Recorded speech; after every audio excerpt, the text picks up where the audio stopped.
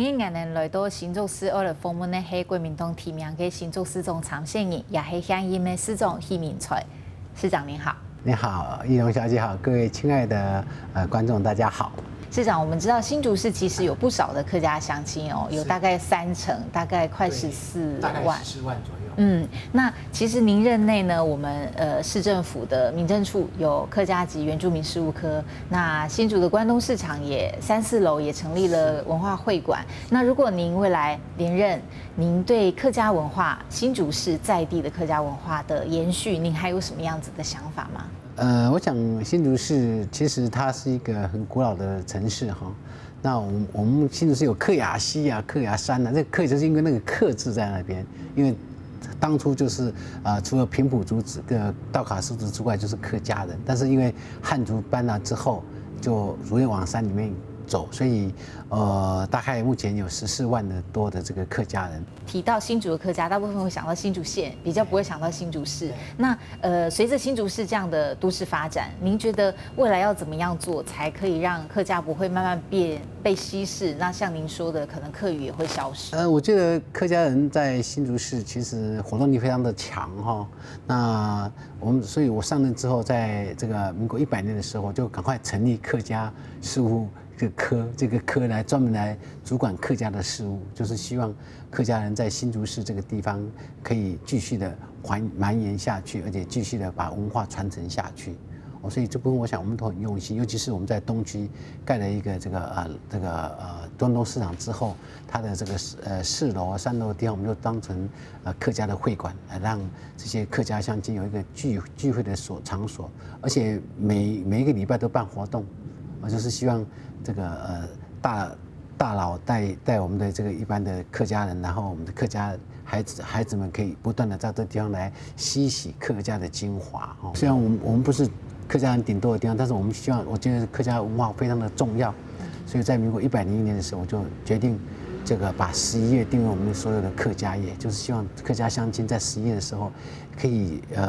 检讨过去1年来的一个这个成果，然后大家彼此激励，明年怎么继续做？所以11月的客家夜是对我们来讲是非常重要的。这次新竹市的选情，其实您的对手主要会打的部分是第一个是跟老人的福利有关，第二个是世博台湾馆的部分。那这2个部分您要回应一下吗？可以啊，我想这个老人的部分，我们要感谢前任的林市长，他非常的用心。那他为了新竹市的发展，开通乡道、打通道路，借了200多亿啊。然后那时候如果那时候不借这些钱来做的话，现在要500-600亿才能开啊。所以我们很坦然、很欣然的接受。然后我们那时候财政状况可以说送到加护病房去。但是经过那时候我们的老年金有简化了大概几个月的时间但是经过这4年来的一个努力，我们省吃俭用，然后这个开源节流，然后台语叫做强耕内多，就是希望经济财政可以好起来。所以经过这几年，我们当初这个两位数的红字，这个收支红字变成1位数，然后现在是蓝色的，是有盈余的啊。所以最苦的时候都在花了，那当然。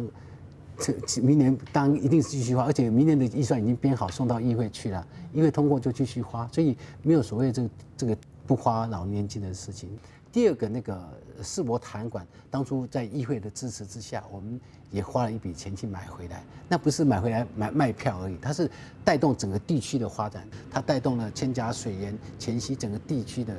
这个土地利用价值的提高包括这个更多人可以成为有钱人的